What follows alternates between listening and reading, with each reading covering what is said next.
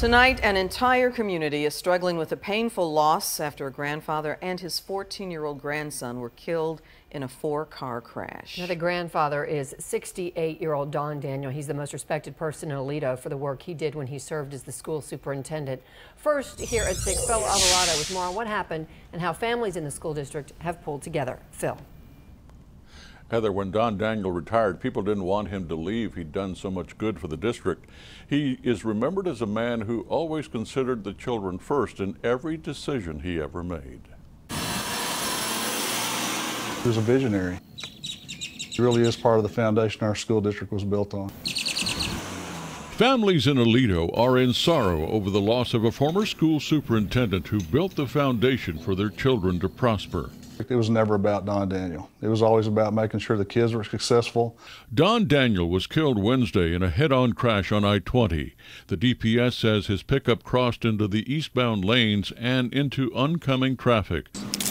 Support for the family is visible everywhere around town and on social media. His children, his grandchildren were the joy of his life. One of the comments I saw was that he was always at his grandson's baseball games and football games. He just loved and adored his family. 14-year-old grandson Hunter Corzine died with his grandfather. Daniel's daughter and the boy's mother is a teacher in the Aledo School District. Aledo now mourns as one family. It is. My daughter's devastated, absolutely devastated. Rico Remigio has come to one of the schools to lay down flowers. His daughter and Hunter Corzine were classmates. Hunter, he was a very nice, respectful young man. Very, very likable, very popular. Don Daniel was the district superintendent for 12 years before he retired in 2011. Before he left, the school board put his name on the new 9th grade school. Don Daniel came here when Aledo was making the transition from a rural community, and those who knew him best say that he made sure that the school district and the students kept up with the pace. In the new school year, Hunter Corzine was moving from the 8th grade to the new 9th grade campus. You know, Hunter was about ready to come to school for the namesake of his grandfather, Don Daniel, who left a legacy here in Aledo, and you know, Hunter was ready to build and leave a legacy of his own in the halls of his grandfather's namesake.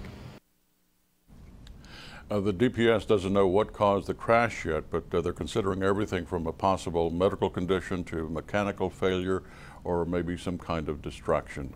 Clarice? And Phil, the horrible images from that accident show a great deal of damage. What can you tell us about the people in the other vehicles? Well, Daniel's pickup was hit by an SUV head-on and then by a semi-truck head-on. The driver of the SUV was taken to the hospital with serious injuries. A car rear-ended that SUV. The driver of that car was taken to the hospital with less serious injuries. And there was a 4-year-old in that car, and but they were in a car seat and were not injured, and the semi-driver was not injured. Phil Alvarado in our Fort Worth newsroom, thank you.